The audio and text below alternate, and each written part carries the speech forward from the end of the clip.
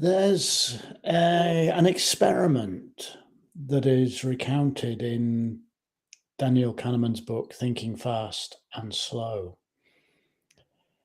And it's an experiment about how we remember things. The experiment is pretty simple, uh, but it's about how we remember things and how we use memory to make choices. The experiment is pretty simple. The person on whom the experiment is being done is asked to hold his or her hand in a bucket of cold water for 60 seconds. The water is not terrifyingly cold, but it's cold enough to be unpleasant, to cause pain, not excruciating pain, but mild pain. The water is cold enough to do that, and the person doing the experiment is asked to hold their hand in the water for 60 seconds, and every 5 seconds or 10 seconds to just mark on a dial how much pain they're feeling. This is level 6 pain, level 8 pain, level 3 pain, level 10 pain, whatever. And then after 60 seconds, it's over.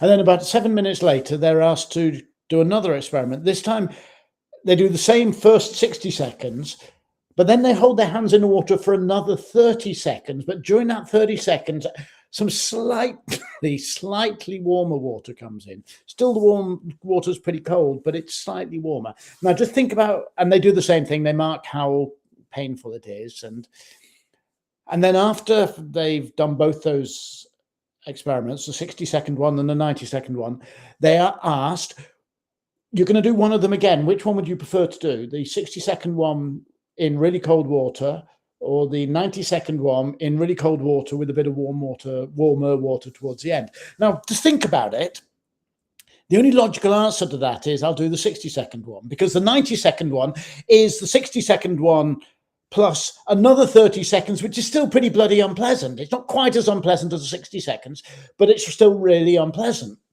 So the only logical answer is I'll take the 60-second one again and get it over with. And about 80 or more than 80% of people choose to do the 90-second one. They'll choose to have all the pain of the 60-second experiment plus the pain of the 30 extra seconds. Why? Because the fact that the last 30 seconds is marginally less painful makes them think of the experiment more fondly, lets them remember it more fondly. And this is what memory does. And it's a dangerous thing that memory does. Because often when we reach the end of something and we look back on it, we pay an awful lot of attention to how it ended and much less attention to how it actually was. It works from both sides. We look back on something which didn't end up achieving what we wanted it to achieve, and we think of it as failure. And we go, well, that was a bloody waste of time, wasn't it? That's really frustrating. I waited all that time on this thing. It might have been an afternoon. It might have been a week. It might have been decades of your life. Didn't get you where you wanted. And so you go, that was a waste of time. I failed. And we don't pay attention as we do that to the fact that while we were following that project, even though it might not have ended up successfully, while we were following that project, we were living our best life. We were having a wonderful time. We were working in alignment with our true sense of who we were. We were serving people. We were good members of the community. No, we look back on it and we think, oh, that was a waste of time. And it's also true the other way. You get to the end of a project, it's been successful. You get that promotion. You become a millionaire. You become rich. And you go, I'm successful. And you don't pay attention to the destroyed relationships of children who no longer know you or care about you. The partner who left you halfway through the journey. But you go, I'm a success. You look back and go, that was successful.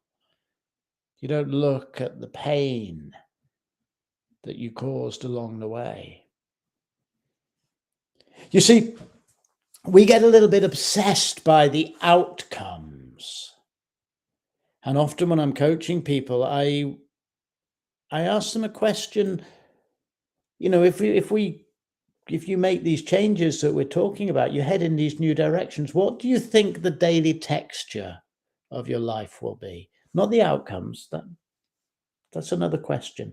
What do you think the daily texture of your life will be? What will each day feel like? Or sometimes when I'm coaching people and they're looking back on things and feeling that they were a failure, I would ask the same question. While you were pursuing that objective, doing that job, in that relationship, whatever it is, what was the daily texture? What worked? What didn't work? What was kind of wonderful? What would you miss when it's over? And we can do this for ourselves as we think about changing direction, new pathways, embarking on new journeys, as well as getting hung up on our objectives, which sure is important. We can ask ourselves, what do I think the daily texture of this journey will be? Because here's the thing. Life is made up of a succession of daily textures. And if we ignore the experience of being alive, because we have some idea of what we want to achieve, then we might just find that life has passed us by. Now, wouldn't that be sad?